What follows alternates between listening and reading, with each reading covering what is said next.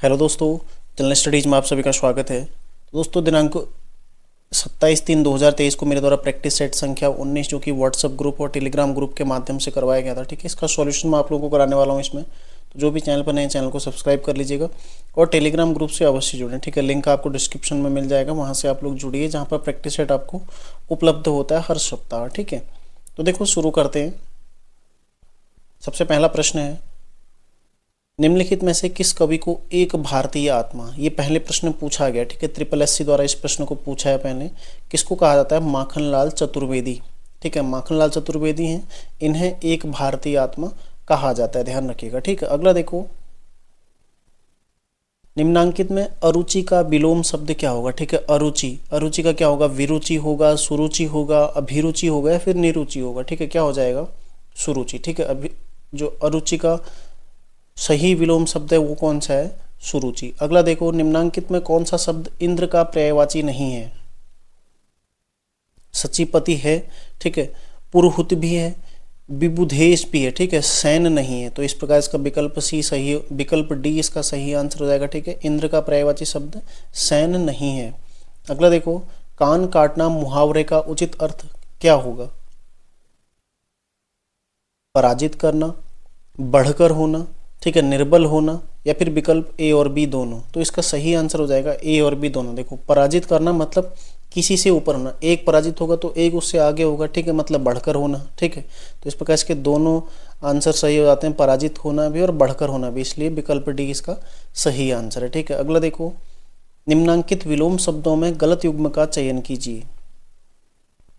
अनारूढ़ का आरूढ़ का अनारूढ़ सही है, ठीक है, आवाहन का विसर्जन सही है और आरोह का अवरोह भी सही है। ठीक है, तो ऐषणा का गवेषणा ये गलत है। ठीक है, ध्यान रखिएगा, ऐषणा का गवेषणा ये गलत है। ये तीनों बाकी सही हैं। अगला देखो, अगला है, निम्नलिखित में किस रचना को कृषक संस्कृति का महाकाव्य कहा जाता है? किसको कहा जाता है? गोदान को। ठीक है, गोदान को कहा जाता है कृषक संस्कृति का महाकाव्य। किसके द्वारा लिखित है ये? प्रेमचंद के द्वारा। ठीक है, प्रेमचंद द्वारा लिखित है। और ये सारी रचनाएं रंगभूमि, गबन, सेवा सदन सभी किसके हैं? प्रेमचंद के। ठीक है, ध्यान रखिएगा। अगला देखो, चौबे गए छब्बे बनने डूबे ही रह गए, इस लोकोक्ति का अर्थ क्या है? ये आपसे पूछा गया। तो क्या है? कुछ प्रयत्न करने से ही फल मिलता है, ये नहीं है। ठीक है, बुरे व्यक्ति की बुरी आदत, ये भी नहीं है। हर हालत में अपना ही फायदा, ये भी नहीं है। ठीक है, इसका सही आंसर क्या हो जाएगा? लाभ के स्थान पर हानि होना। ठीक है, ये इसका क्या है? सही आंसर है। अगला देखो, अगला है, निम्नांकित पर्यायवाची शब्दों में गलत युग्म का चयन कीजिए। उबाल का उत्साह सही है। ठीक है, स्वांग का आडंबर ये भी सही है, प्रेक्षण का आंख ये भी सही है। तो वाजिब का उपयोगी, उपयोगी और वाजिब, वाजिब मतलब होता है सही, जैसे कोई चीज वाजिब होना मतलब उस स्थिति, उसकी कंडीशन सही होना। ठीक है, तो इस तरह का वाजिब मतलब उपयोगी, ये इसका क्या है? गलत उत्तर है, इसलिए विकल्प डी इसका सही आंसर हो जाएगा। ठीक है, अगला देखो, निम्नांकित विलोम शब्दों में सही युग्म का चयन कीजिए। सही युग्म आपने इसमें देखना, देखो, कठोर का ठोस गलत है। ठीक है, उच्च का अनुच्च ये भी गलत है। ठीक है, और घनिष्ठ का वरिष्ठ ये भी गलत है। ठीक है, कठोर का हो जाता है नम्य, उच्च का हो जाएगा निम्न, ठीक है, और घनिष्ठ का क्या हो जाएगा? घनिष्ठ का होता है दूरस्थ। ठीक है, घनिष्ठ मतलब निकट, दूरस्थ। ठीक है, इसका सही हो जाएगा दूरस्थ। चित्र का विचित्र ये क्या है? सही है, ध्यान रखिएगा। अगला देखो, निम्नलिखित में वह शब्द जो ओ प्लस ई के मेल से नहीं बना है, कौन सा शब्द है जो ओ प्लस ई के मेल से नहीं बना है? अध्ययन सही, ठीक है, बना है। अधिधन अन, ठीक है, अधिधन यन, अध्ययन सही है बिल्कुल। अतिधन अधिक ये भी सही है। प्रतिधन अर्पण ये भी सही है। ठीक है, ये अग्निधन आशय हो जाएगा, अग्नाशय का, अग्नि प्लस आशय।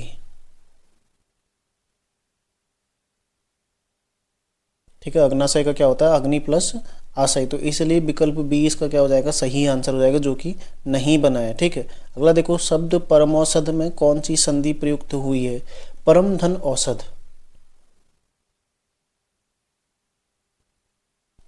परम धन औषध। ठीक है, ये होता है परमौषध का संधि विच्छेद। तो कौन सी संधि है, कौन सी संधि इसमें प्रयुक्त हुई है? वृद्धि संधि। ठीक है, ध्यान रखिएगा। अगला देखो, रचना जीवन में साहित्य का स्थान, किसकी रचना है? जीवन में साहित्य का स्थान महादेवी वर्मा की नहीं है, ठीक है, जयशंकर प्रसाद की भी नहीं है, राहुल सांकृत्यायन की भी नहीं है, किसकी है, प्रेमचंद की, ठीक है। महत्वपूर्ण रचनाएं पूछी जा सकती है आपसे, ठीक है, पूछी जा सकती है, इसको आप इंपोर्टेंट कर सकते हैं, याद कर लीजिए ढंग से। अगला देखो, निम्नांकित तद्भव तत्सम शब्दों में गलत युग्म का चयन कीजिए, ठीक है। अहीर का अभीर बिल्कुल सही है, ठीक है। आलस के आलस्य ये भी सही है।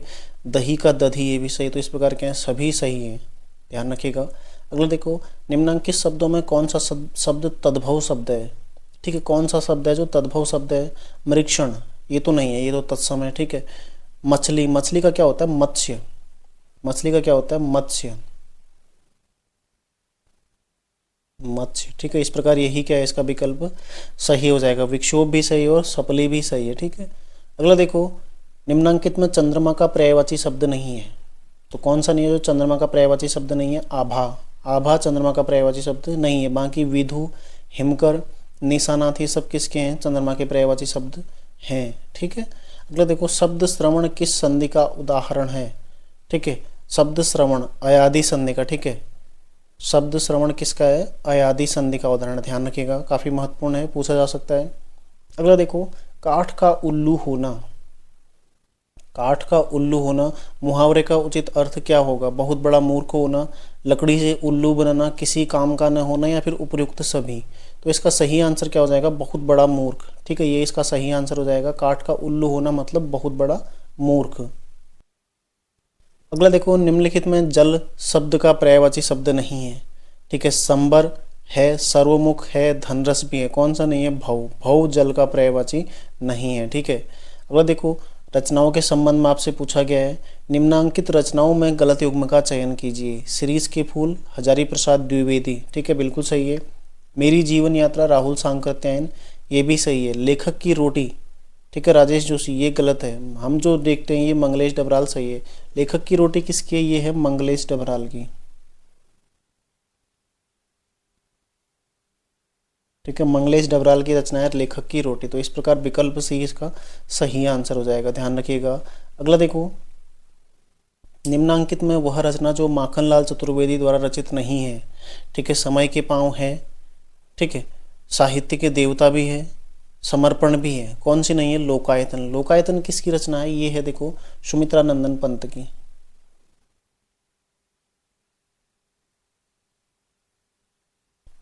ठीक है। लोकायतन किसकी है, सुमित्रा नंदन पंत की, ध्यान रखिएगा।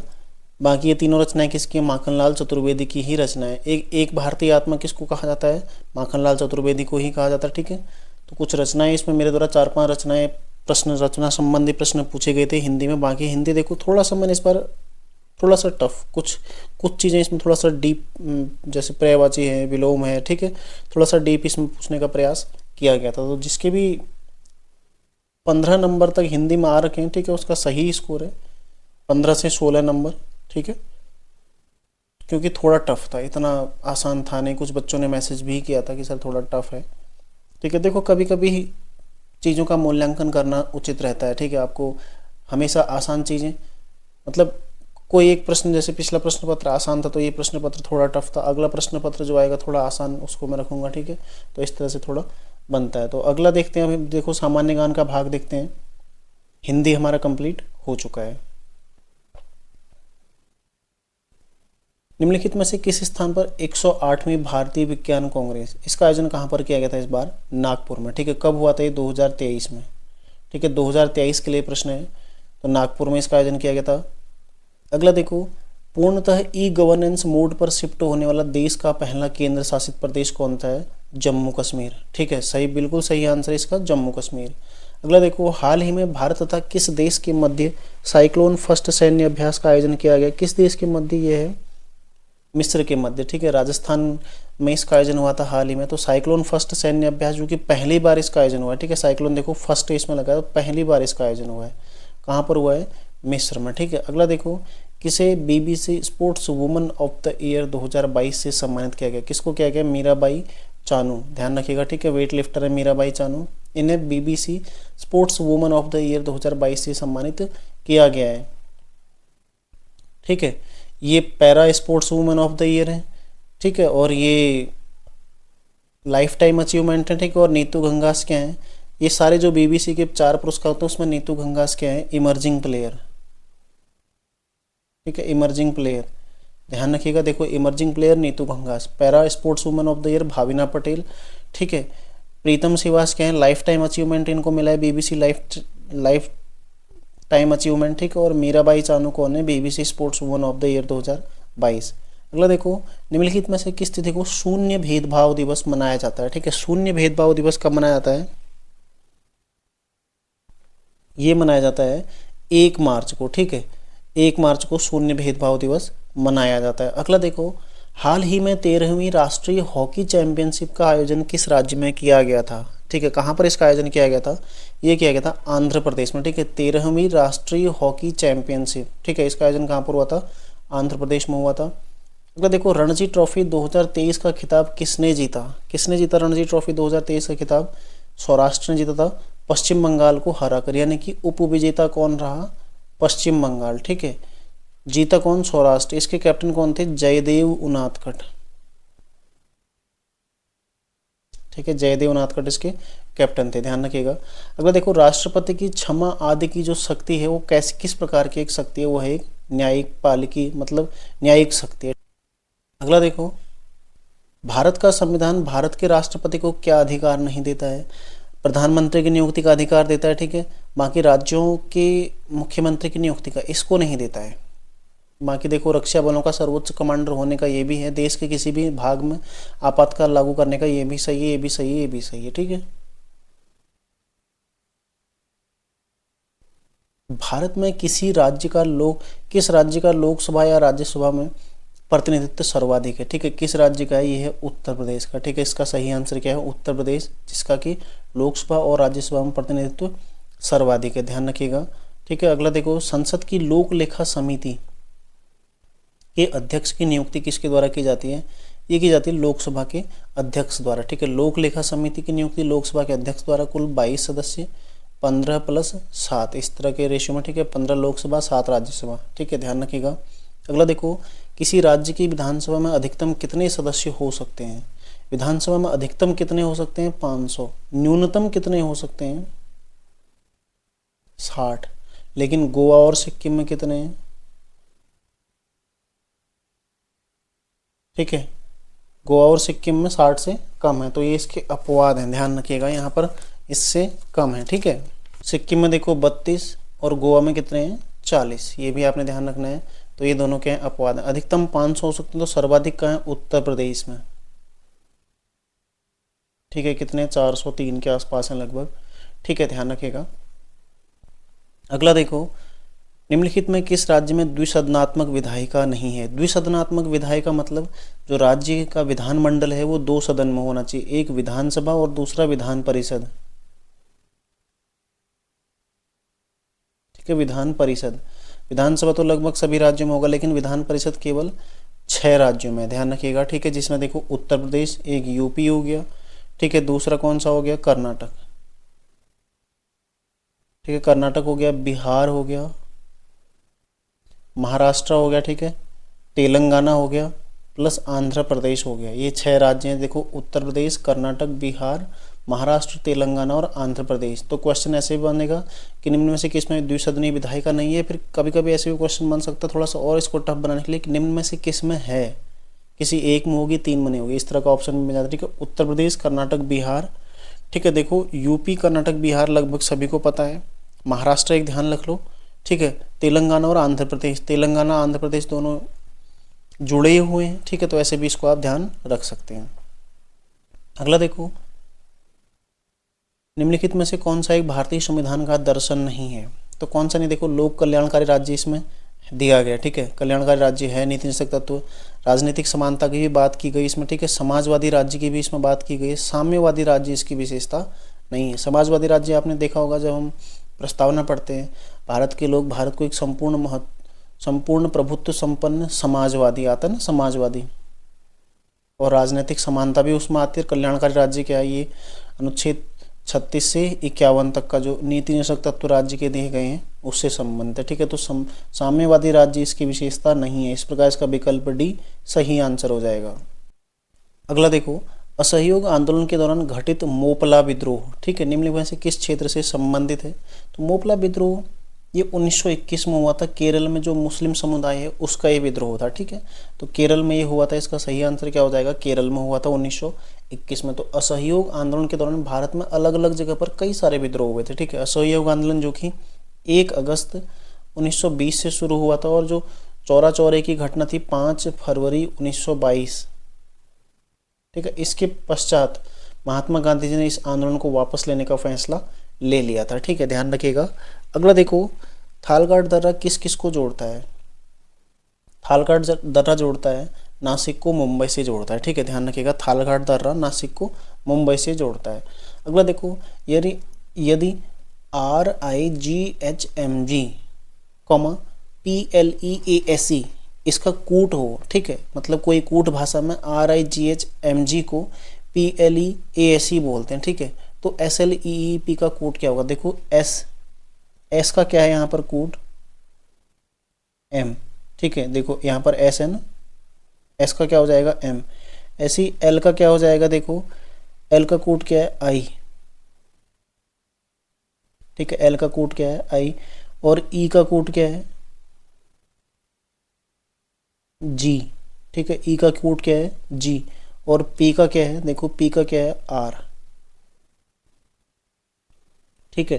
तो क्या हो जाएगा? देखो S का क्या है? M, L का क्या है? G, ठीक है। I, M का क्या है? L का क्या है? I, ठीक है। L का क्या है? I। फिर क्या है? E का क्या है? G, तो डबल E है तो GG। फिर R का P का क्या है? R, ठीक है। तो क्या हो जाएगा? MIGGR। इसका सही आंसर क्या हो जाएगा? A। अगला देखो, निम्नलिखित में से किस नदी पर माता टीला परियोजना, किस नदी पर है माता टीला परियोजना?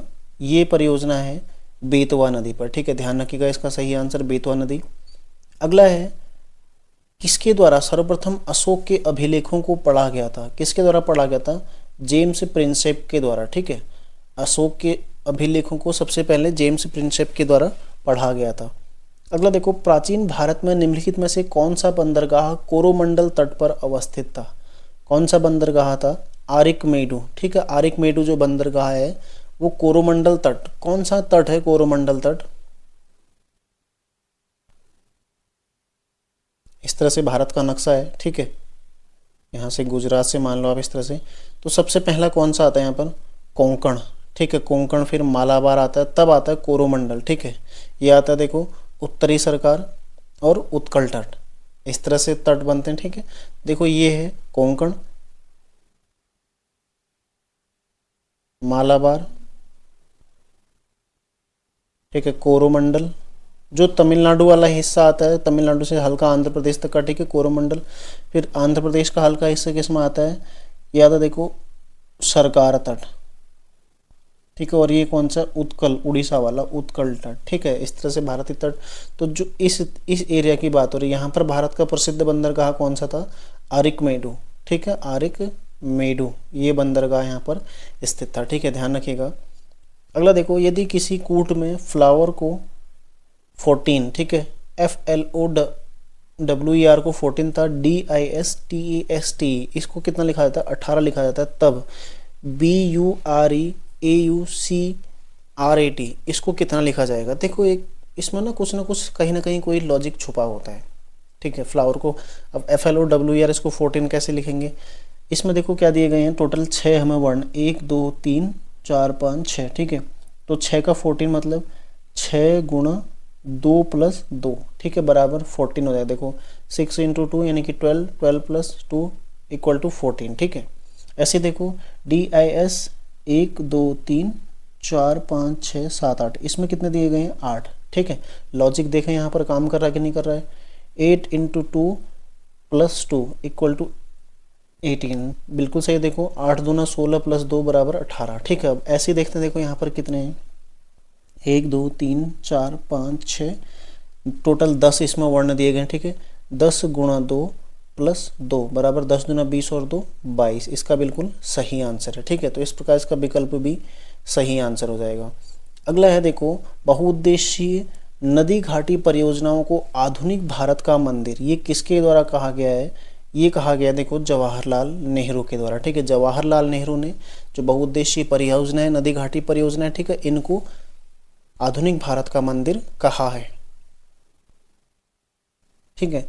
अगला देखो, एक आदमी एक स्थान से चलना शुरू करता है, ठीक है, और उसके 9 किलोमीटर दक्षिण में जाता है। एक स्थान से चला आदमी, ठीक है, एक स्थान से चला और 9 किलोमीटर दक्षिण में गया, ठीक है, ये 9 किलोमीटर दक्षिण में आ गया।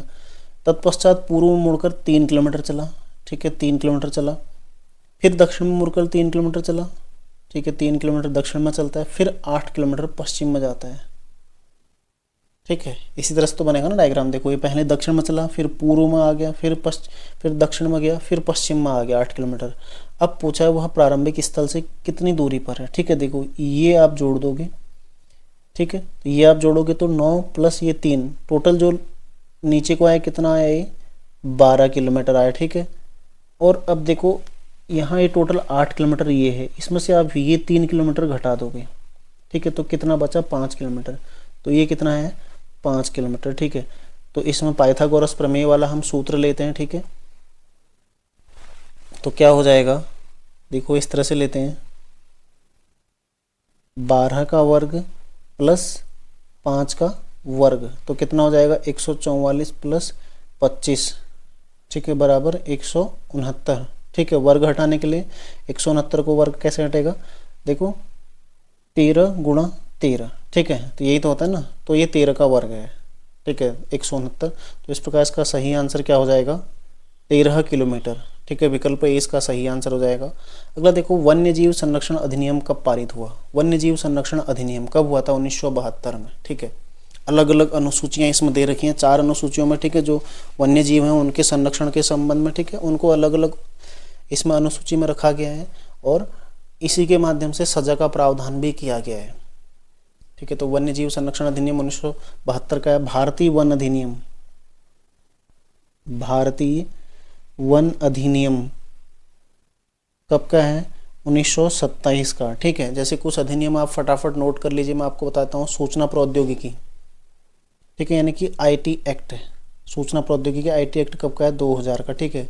जो आरटीआई एक्ट है यानी कि सूचना का अधिकार अधिनियम, ठीक है, 2005 का आरटीआई एक्ट।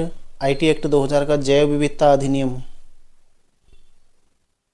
जैव विविधता कब का है, 2002 का, ठीक है, जैव विविधता अधिनियम 2002 का। पर्यावरण संरक्षण अधिनियम कब का है, 1986 का, ठीक है। उपभोक्ता संरक्षण अधिनियम भी कब का है, 1986 का। आपदा प्रबंधन अधिनियम, ठीक है, डिजास्टर मैनेजमेंट एक्ट कब का है, 2005 का, ध्यान रखिएगा। आपदा प्रबंधन अधिनियम हाल ही में जो कोविड के दौरान एक अधिनियम जो मतलब कई सारे लोगों पर केस हुआ था जिसके माध्यम से, वो कौन सा एक्ट था, महामारी बीमारी अधिनियम 1987 का, ठीक है, महामारी बीमारी अधिनियम 1987। और कुछ अधिनियम जैसे उत्तराखंड पुलिस अधिनियम है 2007 का है, ठीक है, ध्यान रखिएगा। इसके अलावा आबकारी अधिनियम, ठीक है, 1910 का है। संयुक्त प्रांत आबकारी अधिनियम 1910 का है, ठीक है। दीवानी प्रक्रिया संहिता यानी कि सिविल प्रक्रिया संहिता कब की है, 1908 की, ठीक है। दंड प्रक्रिया संहिता 1973, दंड प्रक्रिया संहिता, ठीक है, ध्यान रखिएगा, दंड प्रक्रिया संहिता 1973 की। भारतीय दंड संहिता आईपीसी, भारतीय दंड संहिता ये कब की है, 1860 की है, ठीक है। इसके अलावा जो भारतीय साक्ष्य अधिनियम है, भारतीय साक्ष्य अधिनियम, ठीक है, एविडेंस एक्ट,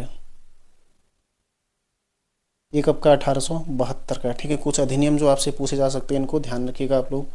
अगला है देखो, विश्व का सबसे बड़ा नदी द्वीप किस नदी पर स्थित है, ठीक है। तो विश्व का सबसे बड़ा नदी द्वीप कौन सा है, माजुली, जो कि असम में है, और किस नदी पर स्थित है, ब्रह्मपुत्र नदी पर, ठीक है। अगला देखो, भारतीय भूवैज्ञानिक सर्वेक्षण द्वारा हाल ही में कहाँ लिथियम के भंडार प्राप्त किए गए हैं, तो कहाँ पर किए गए हैं, जम्मू और कश्मीर में, ठीक है, जम्मू और कश्मीर में भूवैज्ञानिक सर्वेक्षण द्वारा लिथियम के भंडार प्राप्त किए गए हैं। अगला देखो, निम्न में से कौन सा जैन धर्म का त्रिरत्न माना जाता है, तो कौन सा माना जाता है जैन धर्म का त्रिरत्न, सम्यक ज्ञान, सम्यक ध्यान और सम्यक आचरण। इसका विकल्प सी सही आंसर हो जाएगा, ठीक है। अगला देखो, DEF है, तो FGH का क्या होगा, ठीक है। देखो D कहाँ चला गया, तीसरे नंबर पर, E पहले पर आ गया, F दूसरे पर, ठीक है। ऐसे देखो, G पहले पे, एच दूसरे पे, फिर एफ तीसरे पे, तो क्या हो जाएगा GHF, इसका विकल्प डी सही आंसर हो जाएगा। ठीक है, अगला देखो, अंग्रेजी वर्णमाला के दाएं से, ठीक है, अंग्रेजी वर्णमाला के दाएं से 7वें अक्षर के बाएं 11वां अक्षर कौन सा होगा? दायां मतलब जेड, ठीक है, जेड से इधर हो जाएगा दायां, ठीक है, तो दायां यानी कि जेड है, तो जेड से पहले 7वां अक्षर कौन सा हो जाएगा, यानी कि 20वां, जो बाएं से 20वां अक्षर होगा वो दाएं से 7वां, यानी कि 20वां कौन सा होता है? EJOTY, टी होता है 20वां, ठीक है, टी कौन सा है? 20वां है टी, ठीक है, तो टी यहाँ पर 20वां हो जाएगा। इस टी के बाएं, अब टी के बाएं इस ओर, यानी कि देखो आप यहाँ पर लिखें, ठीक है,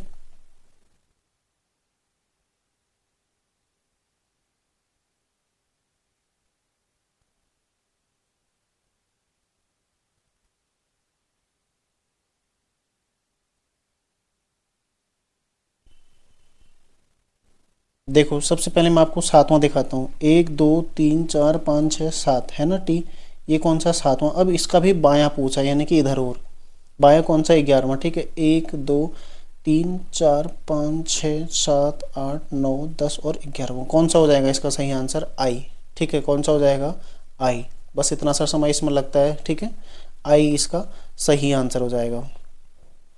अगला देखो, 2011 की जनगणना के अनुसार भारत की सर्वाधिक अनुसूचित जनजाति जनसंख्या प्रतिशत, सर्वाधिक अनुसूचित जनजाति जनसंख्या प्रतिशत किस राज्य में है?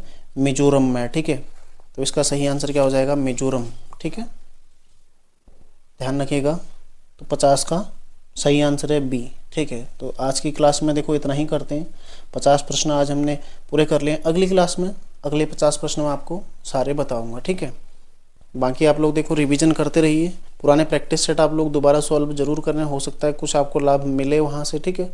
तो जो पहले से, क्योंकि ये 19वें नंबर का प्रैक्टिस सेट है, ठीक है, ये कौन सा है? 19वां, तो इससे पहले 18 हो चुके हैं, तो इन 18 को दोबारा जरूर देख लें। हो सकता है यहाँ से कुछ करंट अफेयर्स या फिर हिंदी, इन चीज़ों से प्रश्न बन सकते हैं, ठीक है। उत्तराखंड तो देखो वही प्रश्न रिपीट होते हैं बार बार, क्योंकि उत्तराखंड तो मैटर सीमित है, ठीक है, लेकिन जो जीएस है या फिर हिंदी है या फिर जो करंट अफेयर्स इत्यादि है, ठीक है, यहाँ से प्रश्न रिपीट होने की संभावना है, ठीक है। तो आप लोग पुराने प्रश्न पत्र भी सॉल्व जरूर करें। तो मिलते हैं नेक्स्ट क्लास में, तैयारी आप लोग करते रहिए। धन्यवाद।